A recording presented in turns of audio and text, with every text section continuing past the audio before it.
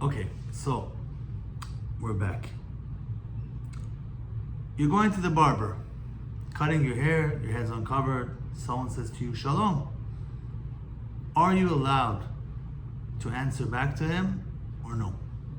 So according to the letter of the law, you are allowed to answer back shalom. However, also in this case, it's better to say good morning or good afternoon or some other type of greeting.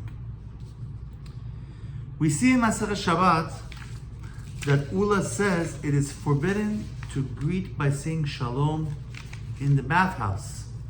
As it says in the verse, he is called Hashem Shalom. That's how we know that Shalom is one of the names of God.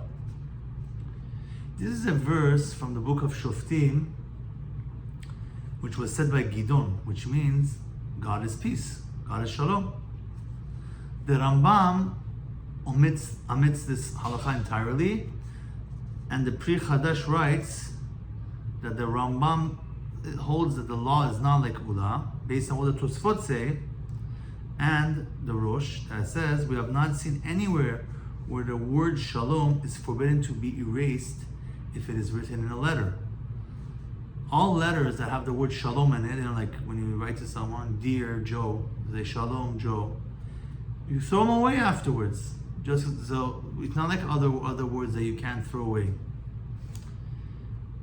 Because even though God is referred to as Shalom, it is not an intrinsic name of His. It is used more as a title and not a sacred name of God. It's similar to saying Merciful One and the like, which is, if written on the paper, you're allowed to throw that away. You're allowed to erase it also. Unlike the case of Yud K Vav K, which it will be forbidden to throw that away.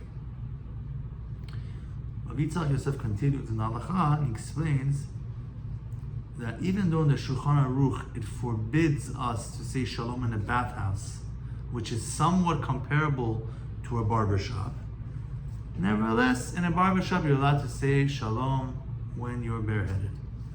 Why? Because we see somewhere else in the Shulchan Aruch, in Siman Sadi Aleph, that specifically it is forbidden to mention one of Hashem's names while bareheaded, yet it does not mention greeting someone with the word shalom, and therefore in a barbershop it would be permitted. This discussion is, if you want to see it in detail, there's a book called Gedolot Elisha in Hilchot Kevod Rabo. There you can see the whole discussion. Rabbi Tzach adds another reason to permit you to say shalom, because of a safek safeka, which means double doubt. Maybe the halacha is like Masechet Sofrim, which holds that one may mention Hashem's name while bareheaded, and perhaps the correct opinion is that shalom is not considered one of Hashem's name in this context. Therefore, in a situation of great need, one may say shalom for the sake of peace. And why can this sometimes be considered a great need? Because if you don't say shalom back to someone, it may cause strife or ill wills. The guy might feel disrespected. And he doesn't know the halacha. Oh, he's not wearing a kibbutz. He doesn't know. Why is he saying back shalom to me? Why does he say hi? Or why does he nod his head and smile? That's not enough. The Yalkut Yosef concludes that when possible, one should use different wording in such situations. However, if one sees that not answering shalom is going to cause strife or tension, he could say shalom.